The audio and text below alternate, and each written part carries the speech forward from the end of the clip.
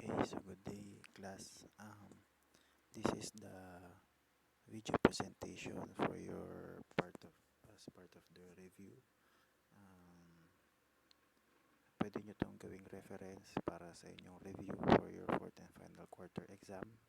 Okay. Um, First, we start our fourth quarter discussion with the dodgeball. Okay.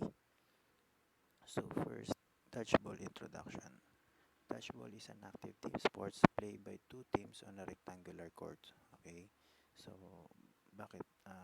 Dito kasi sa Pilipinas, wala tayong fixed court for dodgeball. So, that's why we play it inside the volleyball court. Okay? And then, the objectives of throwing or hitting the opposing team with the ball and avoiding themselves for being hit and catching the ball thrown by the members of the opposing team and forcing the opponents to go outside and court boundaries. Okay? So, para sa mga hindi nakakaalam, ang dodgeball is simple as batuhang bola. Okay? So, ang batuhang bola, kung kayo po ay nakakapaglaro nito ng mga bata pa kayo, ang kailangan nyo lang gawin is ibato yung bola at kailangan meron kayong matamaan. Okay? So, kailangan pag may natamaan, kung sino yung matamaan, out na po agad sa playing area. Okay? So next, dodgeball is diverse with players from all cultural and athletic backgrounds that play the sport in all its formats: foam, cloth, rubber, beach, trampoline, and digital. Okay? So yung mga nabanggit kong formats is the other terminologies for dodgeball. Okay? And then next, dodgeball is the ideal mix of team strategy and individual performance. Okay? Making it the youngest and most engaging sports globally. So sabi nga natin, ideal mix of team strategy and individual performance. So, kailangan meron kayong team strategy para maipanalo yung laro. Okay? So, sa goal natin is kailangan nating matamaan yung opponent natin para matalo sila or para maubos yung mga players nila. Okay? So, nasa team strategy niyo kung paano nyo madidiskartehan or kung paano nyo mabibigyan ng technique para sila ay matamaan. Okay? So, for individual performance naman po, hindi gagana ang isang team kung hindi nag-aambag ang isang player. Okay? So, bawat player is may kanya-kanya kayong skills, may kanya-kanya kayong angking galing sa paglalaro ng dodgeball. Okay? So, next, cloth and foam. Okay? So, sa cloth, originated po ito sa mga European countries, and then the ball amount or with the maximum of 5. Okay? So, yun po ang kinakailangang bola sa loob ng playing area. Okay?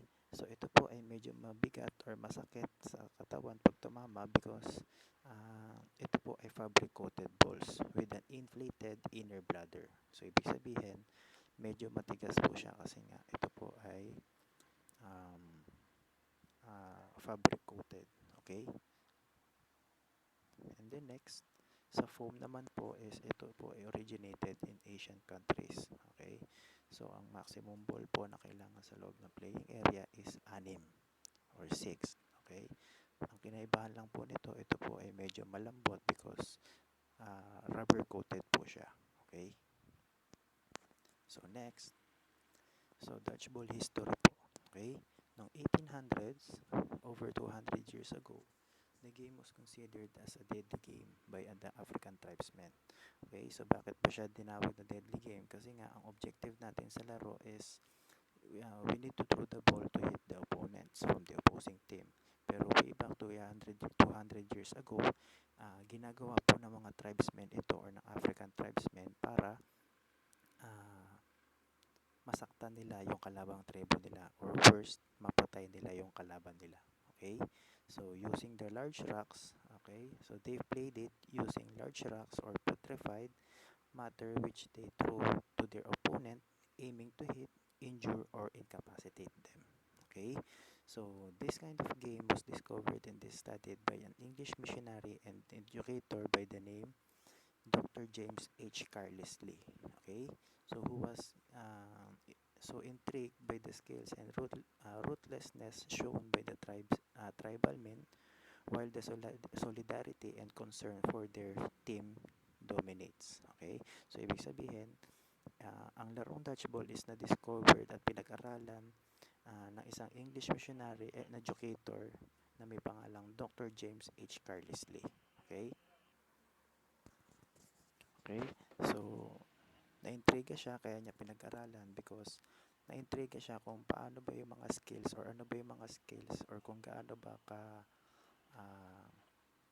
ah, kalakas, okay, na pinapakita ng mga tribesmen, okay, while battling the other tribes, okay, from the other tribal group, okay, and then kung paano nila na ipapakita yung solidarity nila as a team, okay, to dominate the other tribal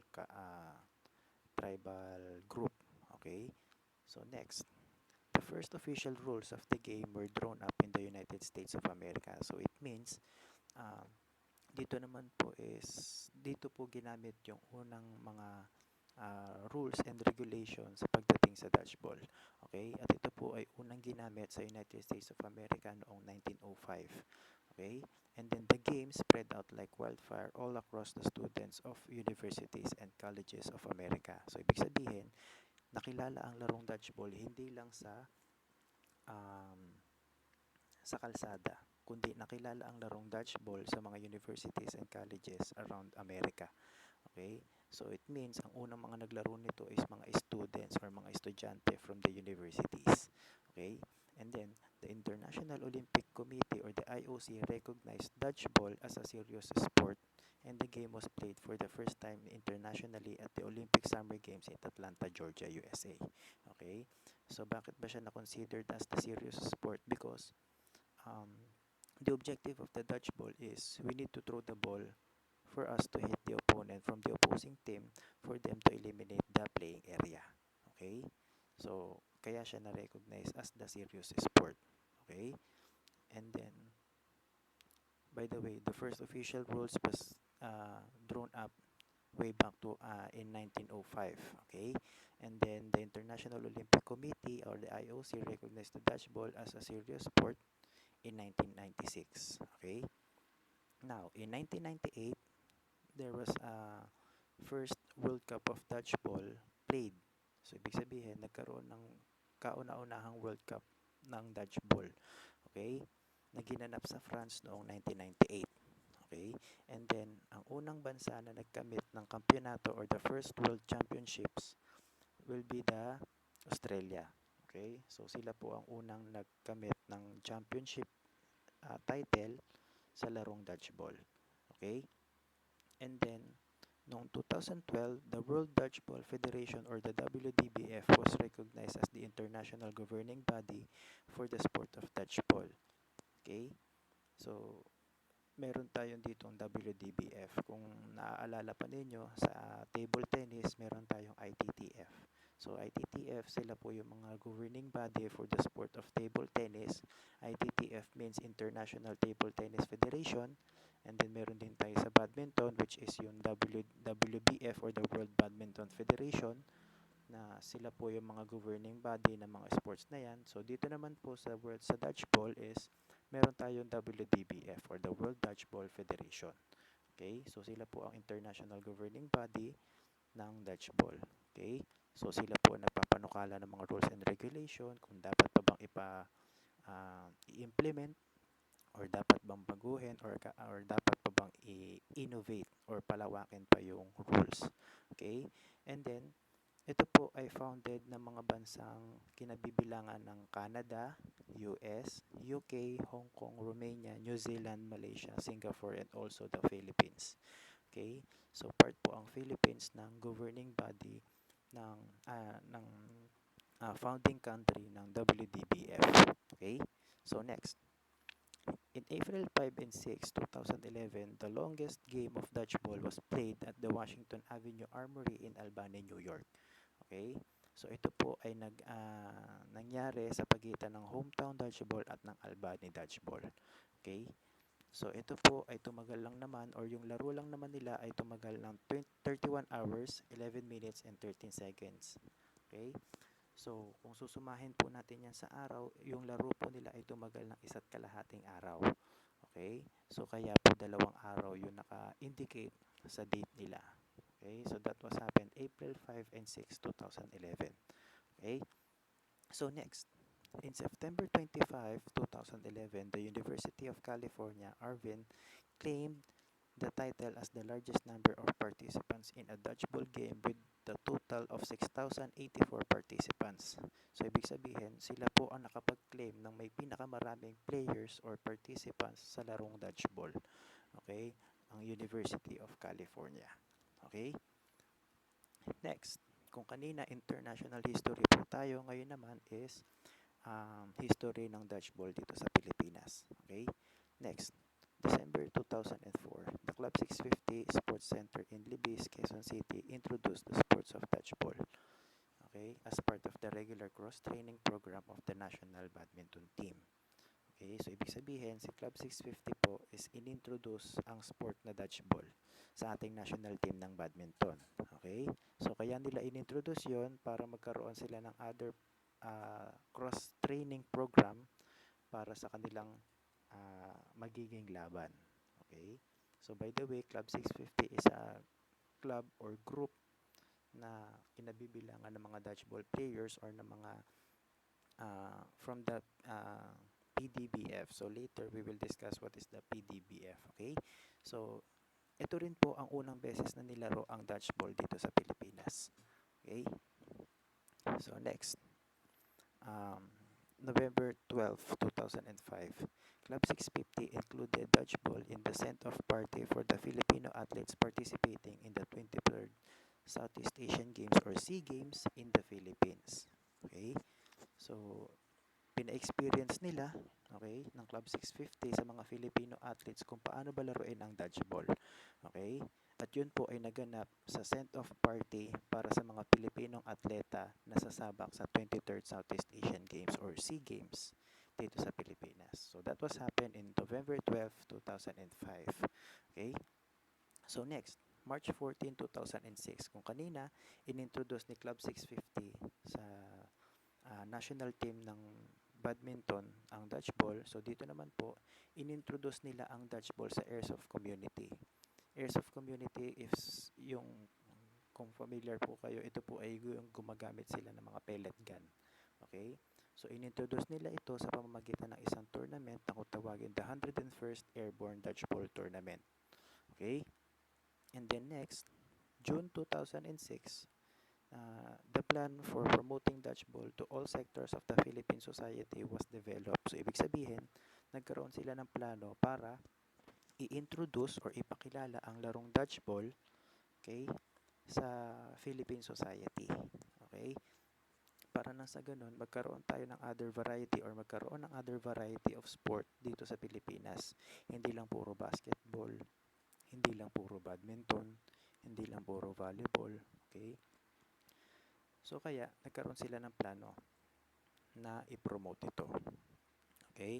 I'm not sure kung natuloy yung plano nila or na develop ba yung plano nila to introduce dodgeball, but in June 2006 nagkaroon sila ng plano to promote dodgeball here in the Philippines. Okay? So next, August 2006, the Philippine Dodgeball Association or the PDBA and then the National Sports Association or the NSA of dodgeball in the country was officially established.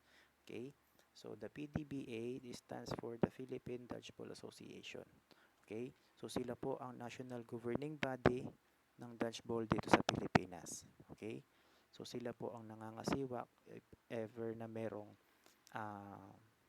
nabago sa rules from the WDBF, and then sila ang magpapanukala or sila po ang magpapatupad ng new rules, okay, or meron bang na-innovate na rules ng nasa larong dodgeball dito sa Pilipinas. Okay? So next, in January 27, 2007, okay, the first dodgeball sports clinic and tournament in De La Salle University or the DLSU was held. Okay? So dito nagkaroon ng ang PDBA ng sports clinic and tournament. Okay, so ibig sabihin, tinuturuan nila dito yung mga bata or yung mga estudyante kung paano ba laruin ang dodgeball. Okay, tinuturo nila dito yung mga basic rules, yung mga basic skills na pwede nilang matutunan while playing dodgeball. Okay, at ito po ay ginanap sa De La Salle University. Okay, so kumbaga, ginaya nila yung concept kung paano nakilala ang dodgeball sa Amerika. Sabi nga natin kanina, nakilala ang dodgeball sa mga universities and colleges around America. Okay? So that's why doon po nila nakuha yung concept or kung doon nila kinuha yung idea para ipakilala ang dodgeball dito sa Pilipinas. Okay? At yun din po ang unang beses or ang unang event ng PDBA Campus Tour. Okay? So naglibot-libot sila sa mga schools to promote dodgeball, and then unang stop nila or sa unang campus na pinuntahan nila was the De La Salle University or the DLSU. Okay po? So next, equipment and facility. Okay? So first is the court. In the Philippines, a typical dodgeball game is played on a volleyball court. Okay? So there is no fixed dodgeball court design, but it must have a center line. Okay? So ibig sabihin, dito sa Pilipinas kasi wala po tayong fixed court for dodgeball. So that's why we play it inside the volleyball court. Okay? So the court is divided into two 9 by 9 areas with a neutral zone located on the center line separating the two sides, an attack line located parallel and 3 meters from the center line.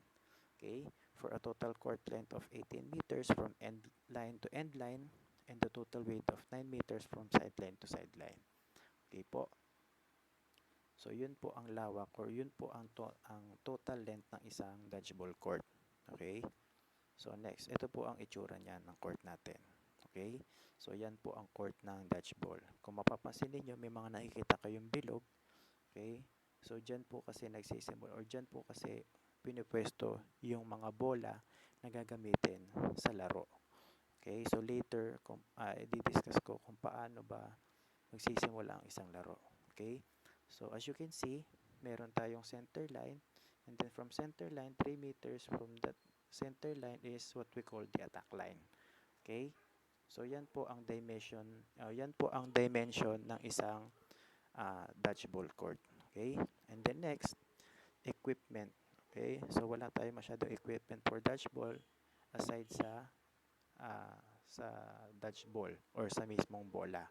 Okay? So the standard worldwide measurement and materials is a 7 to 8.25 inch foam ball. Okay? So yun po yung rubber. Okay? Or yung rubber coated ball. Okay? And then next, the most dodgeballs are roughly the size of volleyball and composed of foam with a thin plastic shell. Okay? So yun po naman yung cloth na tinatawag natin kanina or yung diniscuss natin kanina. Okay? And then some are made of rubber and some more specialized ones have a padded canvas surface. Okay? So yan po ang first topic natin for the fourth quarter, the dodgeball. Okay po?